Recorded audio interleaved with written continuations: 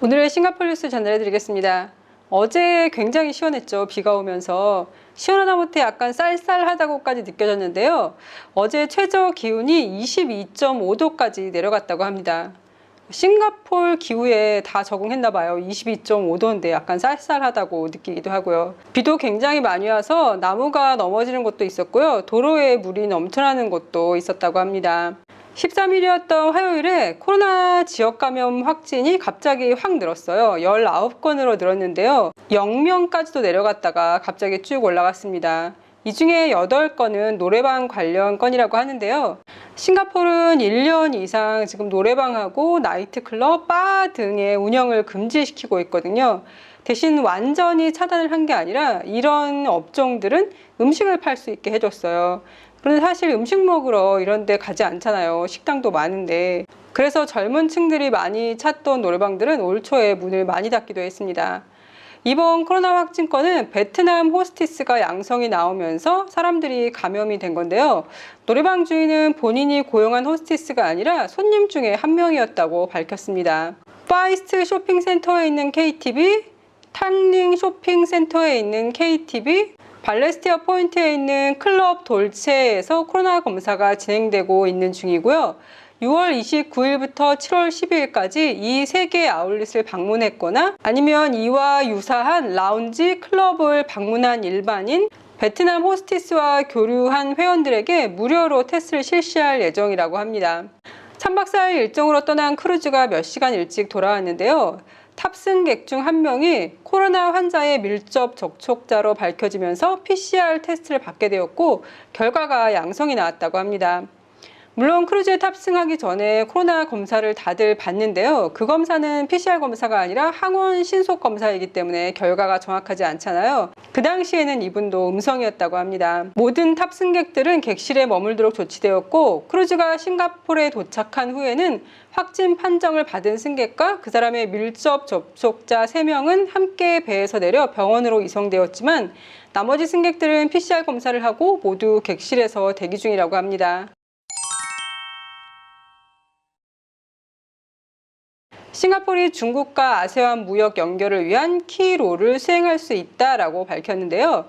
중국과 싱가포르이 가까워진 건 등 샤오핑이 싱가포르를 방문하면서 고 리칸유 총리와 어떤 좋은 관계를 유지하면서 그렇게 됐거든요. 그래서 싱가포르 리버에 가시면 등 샤오핑 흉상도 세워져 있고요. 그리고 주롱힐팍에 올라가면 과거에 싱가포르에 방문했던 어떤 각 나라의 수장들이나 아니면 영국 왕실 귀족 같은 사람들이 와서 기념목을 세우던 공간이 있는데요. 거기 등 샤오핑 나무도 있습니다.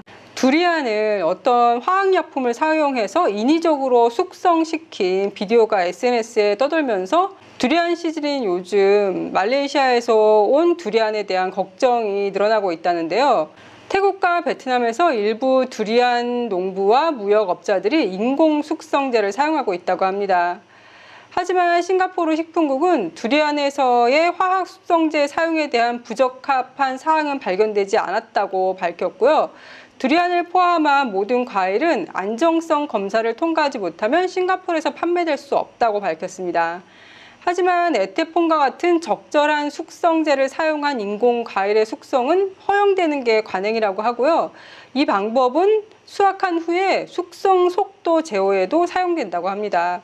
사실 싱가포르는 모든 과일 거의 99.9% 아마 100% 거의 100% 과일을 수입을 하고 있는데요.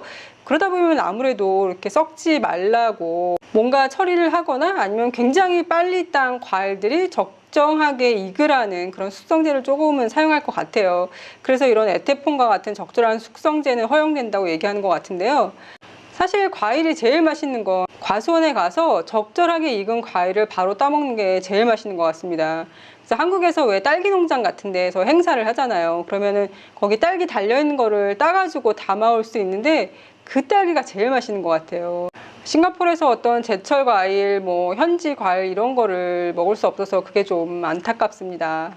이스라엘에서는 4주 전에만 해도 굉장히 높은 백신 접종률과 함께 일상으로의 복귀에 대해 환호했는데요. 인도 변이로 인한 코로나 감염이 확산되면서 앞으로 코로나와 함께 살아가는 뉴 노멀을 받아들이기로 했다고 합니다. 국가 경제를 위해 완전히 국경을 차단할 수는 없고 최대한 적은 규제와 함께 살아가는 건데요. 이렇게 하려는 의도는 백신을 맞은 사람들은 코로나에 걸리더라도 중증까지 가지 않기 때문에 백신을 맞고 가벼운 코로나 규제로 코로나와 함께 살아가는 방법을 선택했다고 합니다. 호주나 뉴질랜드처럼 강력한 국경 차단 정책과 영국처럼 최대한 오픈을 하려는 정책 사이에서 적절한 정책이 될 것이라고 밝히고 있습니다. 타일랜드는 코로나 확진자가 많아지면서 증상이 가벼운 사람들에게 자가검사 키트를 나눠주고 집에서 혼자 스스로 검사를 하고 집에서 그냥 혼자 머무르면서 치료를 하라고 했대요. 이게 싱가포르에서 훗날 뉴 노멀 시대에 살아가는 방법 중 하나로 꼽은 건데요. 싱가포르 기준은 80% 이상의 사람들이 백신 접종을 한 후에 많은 사람들이 가볍게 코로나를 이겨낼 수 있을 때 이 정책을 택한다고 했었습니다. 캘리포니아에서는 더 더운 여름을 보내고 있지만 주지사들은 전력도 적게 사용하고 물도 적게 사용하라고 촉구하고 있다고 합니다. 그렇지 않으면 전기가 끊길 수 있고 물이 부족할 수 있다고 경고를 하고 있다는데요. 앞으로 기후온난화로 인해 이것이 캘리포니아의 뉴 노멀 여름이 될 수 있다고 합니다. 일본 생산의 아스트라제네카 백신이 WHO 승인을 받으면서 타이완과 아세안 국가들의 세 번째로 백신을 공급하고 코백스에도 백신을 기부한다고 합니다. 타이완 정부에서는 다시 한번 일본에 고마움을 표시했고요. 베트남에서도 많은 국가들이 도움을 준 것에 대해 감사함을 표시했다고 합니다. 1980년대 중국에서는 아이를 납치하는 게 비일비재했었대요. 아이를 한 명만 낳으라는 산하 정책을 시행하고 있었고 남아 선호 사상이 있었기 때문에 이런 일이 비일비재했는데요. 아이를 잃어버렸던 부모님이 20여 년이 지난 세월 후에 아들을 찾았다는 뉴스가 있었습니다. 집 앞에서 놀던 42살 넘은 아이가 없어졌었는데요. 그 당시 20대였던 아빠는 회사를 그만두고 작은 오토바이를 타고 중국 전역을 다니면서 아들을 찾으셨다고 합니다. 그의 사연이 알려지면서 나중에 영화로까지 만들어졌고요. 그는 이렇게 다니면서 다른 납치되어서 실종되었던 아이들을 찾아주기도 했었는데요. 정작 본인의 아이는 찾을 수 없었다고 합니다. 그런데 중국에서 DNA를 등록하는 정책을 실시하고 나서 실종 신고를 한 부모들의 DNA와 맞는 DNA를 찾아 어렸을 때 납치되었던 아이들이 친부모를 찾는 경우가 많이 생기고 있었는데요. 이걸 통해서 이 부모님도 20년 만에 찾아 헤매던 아들을 드디어 만났다고 합니다. 아버님께서 인터뷰를 하셨는데 부모는 자식을 포기할 수 없다라고 말씀을 하시더라고요. 이 가족분들 앞으로 행복한 일만 많이 생겼으면 좋겠습니다. 그럼 오늘도 건강하고 행복하세요.